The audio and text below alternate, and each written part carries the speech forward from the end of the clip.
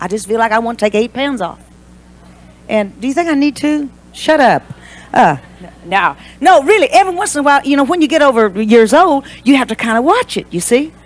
So I discipline myself. I don't like sweets. I don't like junk food. I don't like cold drinks. I like all the right things. But it's traveling. That's my excuse, that I don't get the right foods on the road. And you really can't, like you do when you're home. But I see women that are threatened if they get past 105 pounds. Now, honey, that's also a sickness. You need to think about that. Balance is such a good word. Isn't it good?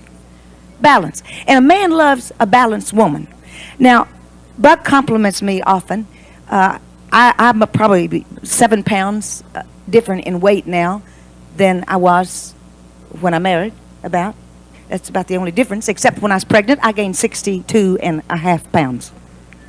And lost it all in 2 weeks because it was all watermelon. Really, that's all I lived on, salt and watermelon, so it was all fluid. But I am disciplined. The only thing I'm having problems with is I need to walk more. Now, when I get to feeling guilty, you know what I do? I go out and look for tennis shoes. And I buy tennis shoes. I've got a closet full of tennis shoes.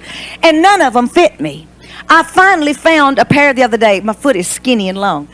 I found a pair that fits. I have no excuses now left. I must walk with Buck. He walks 2 miles a day when we're at home. He bought me one of these bicycles. Inside, what do you call it?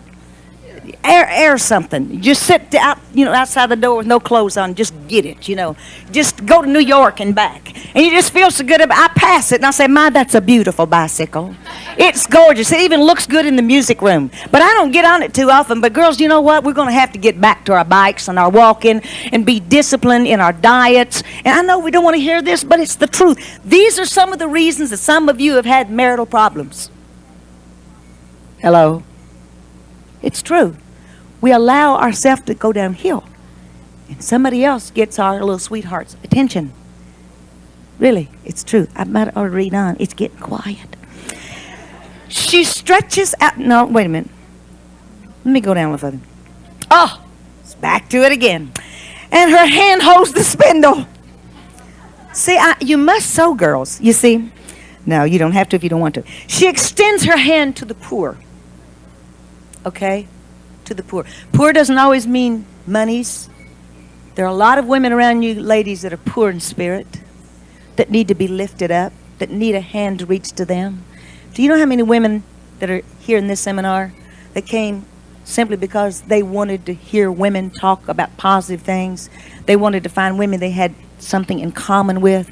They wanted a woman's ear they could maybe talk to and a shoulder to cry on. And they need that. Do you know how bad they need that? Do you know how badly?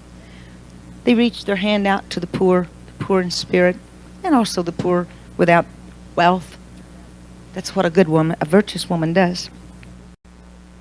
I was telling Brenda this morning, one of the saddest things that I have witnessed in the last 2 years, since I've been so heavy into women's seminars, is ministering to pastors' wives. I cannot tell you how sad it is for a minister's wife. They have nobody they can talk to at all, hardly. They can't talk to the members of the church. Can't trust them. Because if one word got out, it spread like wildfire across the congregation. And their husband has gotten so busy that they can't talk to him. And that's too sad. Pastors have gotten, and you can quote me on this, they've gotten so caught up in the Bible, in the Word, and I love the Word. Please understand what I'm going to say. They've gotten so caught up in somebody else's problems in the church to counsel them that they don't have time to hear the little wife crying in the middle of the night. The little wife that has to practically raise the children. Do y'all know I'm telling you truth? And everybody's wife in the church can go to the pastor and be counseled except the pastor's wife. And she's bleeding to death. And he can't see her going downhill and her shoulders slumping and the makeup's not like it used to be, and she's not dressing like she doesn't like to go out like she used to. Sort of sticks around home. She doesn't even get involved in the women's auxiliary or the ladies' meetings because she just doesn't feel a part of it anymore. That's too sad. Excuse me, I'm getting over the virus, but I'm better. That's too sad that they don't have somebody they can sit down and talk to. So in seminars, I take them off by themselves in a corner of a restaurant somewhere or in a room, and I deal with them. And they'll say, Dottie, you wouldn't believe, since our church has gotten so big, since our family's growing, we don't even have a sex life anymore. Sometimes we don't sleep in the same rooms. See, that's getting a little too spiritual. I love something. You know C.M. Ward? Don't you love that man? He just says anything he wants to and gets by with it. It's kind of like me. Once you get over 75 years old, you can just get by with anything, you know. We were at PTL one day, and we'd all been ministering all day and we're tired, and we went back to the Grand Hotel, and Buck and C.M. decided they'd take a walk along the shops there. C.M.'s walking along, and it's kind of like with him, it's about preaching like it is with me, songwriting. Everybody has a song. They want you to stop and they want to sing it to you, and it's kind of a little frustrating. Some of them are good and some of them stinks, you know. It's just like sermons, you know. Well, everybody wanted to stop him, and they want to talk to him about great revelations. They want him to give them a word. What they want is a free one-on-one sermon. And the old fella's just worn out. That day he'd done 4 seminars, and he was tired. He was walking along there, and they'd worn him out, and after they got down the street, he looked over Buck and said, you know, Buck, I wish somebody wanted to talk to me about something besides the Bible. He said, you know, I like to talk about gardening. I like to fix pretty gardens and pretty yards. Balance is the key word. Balance in everything in life. Let's read a little more. And she reaches out her hands to the needy. She is not afraid of the snow. I love this. For her household. For all her household is clothed with scarlet. Isn't that secure? Isn't it? She makes tapestries for herself. She's a busy woman. Her clothing is fine linen and purple. I love her wardrobe, don't you? The very best. You see, that's what it's talking about, the finest. I think maybe the most stylish.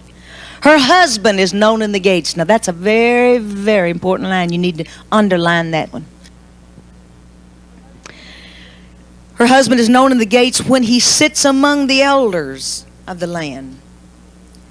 I do believe that my husband is the head of my house, although, you know, we are necks that turn the head so often, aren't we? I can almost get anything in the world I want from Buck by being a sweet, gentle, feminine lady and doing it right, asking for it right, presenting the problem right. But women absolutely influence more of the world's situations than men ever will. Without the men knowing what's happening, we program most of the things that happen. Did you know that? Do you know we're responsible for that? That doesn't make us over the men. It doesn't make us cool or whatever. But it should make us aware and be more responsible than what we have been. Be careful what we program into our husbands' minds. Sometimes we do things and he thinks it's his idea. He didn't even think of it. We did. He just thinks it was his idea. But if it's a good idea, he'll say, hey, what do you think about so-and-so? And we act ignorant and say, oh, well, I wish I'd have thought about that. That's wonderful. He doesn't know it, but we go tell all the girls, boy, I pulled one over on him. The husband is known by the wife's action. Do you know that? A good man, take for instance, you know, let's go back to the pastor. If the pastor's a marvelous man, but he's not a real strong man, and the woman tears him down, makes fun of him, makes light, and the only place he ever gets to have a platform is in the platform. Everybody in town feels sorry for him. A lot of them will be faithful to the church because he's a good man, and they want to support him. They'll say, but Charlie's so pitiful because Mary's so bad. She beats him down, she talks about him, she makes fun of him, she makes light of him. And men are known by the wives. Did you know that? They are definitely known by the wives. Now, I hate it when people walk up to us and say, oh, Dottie, is this your husband, Buck? And I say, no, I'm his wife, Dottie.